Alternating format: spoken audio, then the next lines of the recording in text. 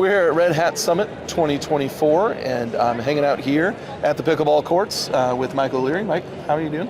Doing good, thanks, Jason. How are you? I'm doing well, and I've been talking to some of the subject matter experts that are here representing F5 about, their automation journey, and so I wanted to touch base with you as well for the audience that maybe they're at the very beginning, maybe they haven't even started, and maybe they're, down the road a little bit, but stuck or, imposter syndrome or whatever. So I wanted to get your take and really kind of just back and get your story. Where did you start with automation? How long have you been doing it? What are some of the challenges that you faced along the way? So, why don't you address the audience and the journey you've been on? Cool. Okay, so my automation journey. Well, back 10, 20 years ago, I was working in a telco doing routing, troubleshooting layer 3 routing protocols and things. And then sort of went on a journey towards system administration. And of course, when I started learning things, I often did them manually. And over time, it became apparent that that wouldn't scale and I needed to learn some automation. So for me, personally, bash scripting became a big deal. PowerShell scripting, I did a lot of PowerShell scripting when I was a Linux guy. And then I started working at F5. And of course, we're all about automation. So I help a lot of customers, and a lot of customers are in the same shoes that I am. They have a background in doing something maybe in the data center or doing something more traditional, and then when they get to a world where we have cloud, they need some sort of automation to rein in all of the Wild West that's in their environment. I don't understand, because all the clouds do things exactly the same way. Yeah, so disparate environments are a real challenge. All right, we see sprawl across clouds. When we're talking about Kubernetes, we typically have this challenge as well. We want to do everything in an automated fashion because we cannot sit at the command line and type commands into a console. It's just not going to scale. Yeah. Okay. So stepping back a little bit, just you've done Bash and PowerShell. Usually, people are fairly passionate one way or the other. Do you have a strong preference, or it's like tool for the job? I'm easy. Yeah, I'm not the world's best developer, so I'm okay with scripting, but I will use any old language. Yeah. And I won't ever become an expert, I don't think. Typically, I'll write my own scripts, and then I'll get a little bit better, and I'll sort of modularize that script, and then I'll realize that the environment needs to become a little bit more sophisticated, and I'll move up one level, and maybe I'll use a product. So if it's F5, maybe I'll use some Ansible scripts that have been written for me by someone else who's much better at that than me.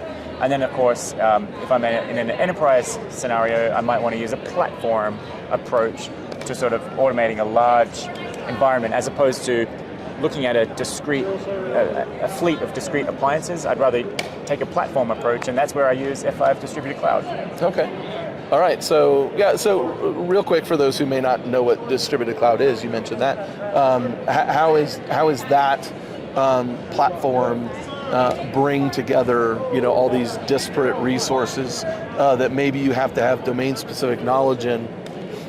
Sure. So F5 Distributed Cloud is a platform that's global, and it can deliver the services that F5 has traditionally done, but it can do so at the public cloud level, or you can run appliances that run in your network, right? We have software appliances to deliver those F5 services. So having a globally hosted control plane means that I can now use automation to configure my global fleet of F5 services.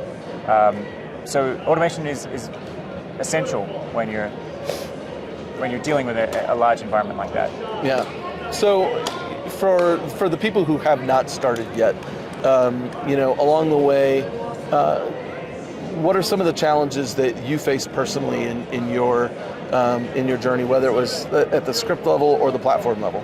Sure. I mean, I think one of the realities is we all have day jobs, and we have an ideal of what we'd like to be, and then we have the reality of what we can get achieved today. So I have to remind myself not to let perfect get in the way of better. So I'm not the world's best Bash scripter, for example, but if I can get a script working, if we're talking about automation, maybe that's good enough for today, and then tomorrow I can work on modularizing it or maybe porting it to a different platform.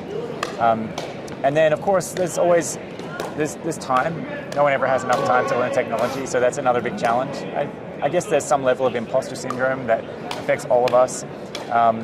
But I try to get over that by Googling the dumb questions that I have, and usually I find that someone else has already asked them, so maybe they're not so dumb. Yeah, it's never a dumb question. It's the dumb is not asking the questions, you know? Yeah. Being humble enough to say, I don't know, is a big part of having success in this career, I think. Yeah, there's certainly a lot of humbling moments too, so I never have to worry about being the smartest one. That's never a problem for me.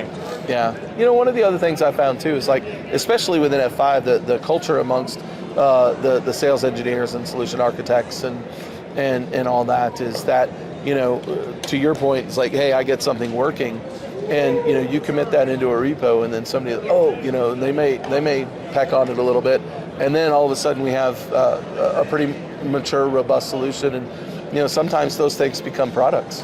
Yeah, and, that's true. Yeah, and so it's neat. So just surrounding yourself with people who have a vested interest in you know, success and your success, and the community is great for that. I totally agree. I mean, working at F5's been fantastic for me. It's been 6 years, and there's always a lot of encouragement. So whether it's contributing to that sort of shared knowledge base or receiving from that shared knowledge base, there's a lot there. Okay. Well, thank you for joining me and talking about your automation journey. And I think the most important thing that I pulled out of what you said is don't let perfect get in the way of better. Thank you. I was like looking for that. Delivered, I think, was like the word that's you know, stuck in my mind. And like that's an old boss I had. He's like, don't let perfect get in the way of delivered. You know, sometimes you just got to ship stuff, and then you iterate over time.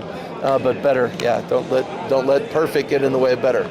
So you heard it from Michael here at Community. We'll see you out there, and thanks for joining us here at Red Hat Summit.